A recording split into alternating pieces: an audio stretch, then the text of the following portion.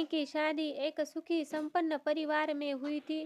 शादी को महज अभी 1 साल ही तो हुए थे, पर यह 1 साल कैसे बीत गया उसे पता ही नहीं चला। ससुराल वालों से इतना प्यार जो मिल रहा था उसे सुबह कब हो जाती और शाम कब हो जाती वो समझ ही नहीं पाती। उसके सास और उसके बीच का रिश्ता इतना प्यारा था कि लोग देखकर भी कहते माँ बेटी का रिश्ता है या सास बहू का रिश्ता है। गलती करने पर सास उसे डांट भी देती थी, पर उसका बुरा नंदनी को नहीं लगता। उस पर वो सोचती थी माँ होती तो वो भी तो ऐसा ही करती। दोनों एक दूसरे को बहुत अच्छे से समझते थे। सास के हाथों में भी जादू था। जब अपने हाथों से कभी कभार नंदिनी को खाना खिलाया करती, नंदिनी की आंखें भर आती थी। एक बेटी बनकर अपनी सास की सेवा किया करती थी। मन में ख्याल भी कभी ना लाती कि वो बहू है। अपने जिम्मेदारियों को अच्छे से समझती थी। नंदनी के पति रोहन 2 भाई थे। बड़े भाई का नाम संजय और भाभी का नाम सुस्मिता था। यूं तो सुस्मिता भी सब कुछ अच्छे से करती थी, पर वह स्वभाव से थोड़ी जलनशील प्रवृत्ति की थी। उसे नंदिनी का यूं सासू माँ के साथ घुलना मिलना बिल्कुल पसंद नहीं था। वह चाहती थी कि घर में एक तरफ सिर्फ उसकी ही बातें हो, लोग सिर्फ उसकी ही तारीफ करें, क्योंकि नंदिनी घर में सबसे छोटी थी, तो सबका प्यार भी उसको ही मिलता था। नंदिनी की सास अपने दोनों बेटों को बहुत प्यार करती, आखिर वो बच्चों में तुला कैसे कर सकती।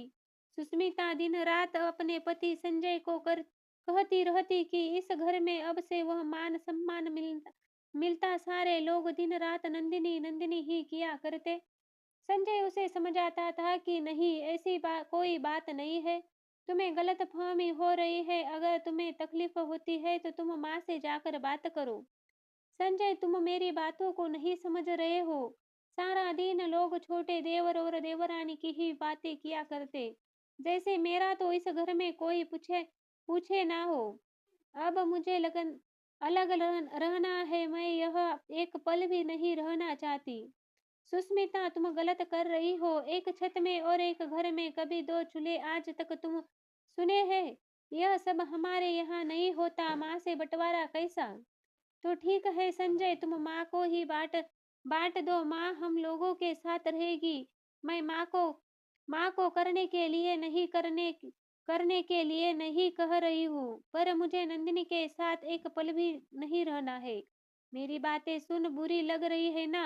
पर कल को देखना, माँ सारी जायदाद का वारिस सिर्फ और सिर्फ छोटे देवर और देवरानी को ही बना देगी।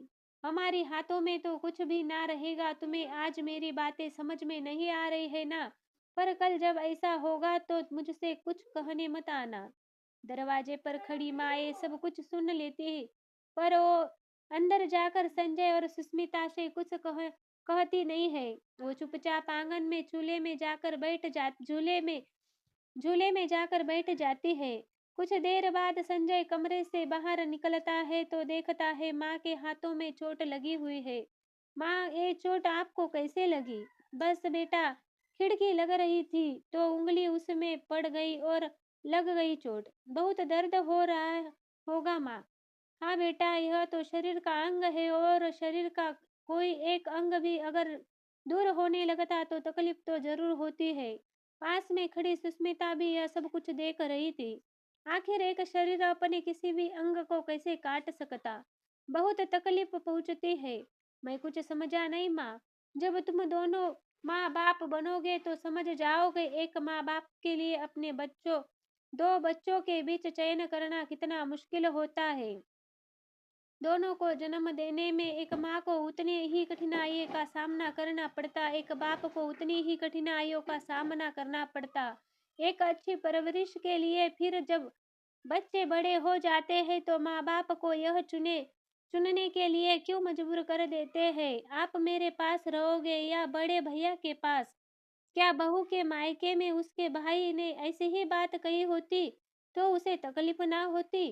क्या बहू की माँ के लिए यह सब आसान होगा कि वह बहू और उसके भाई में उससे किसी एक संतान का चयन करे?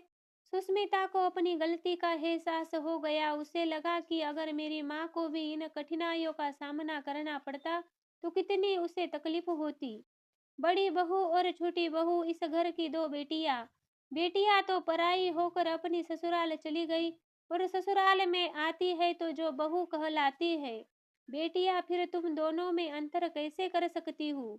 तुम तो हमारे कुल को रोशन करने वाली हो।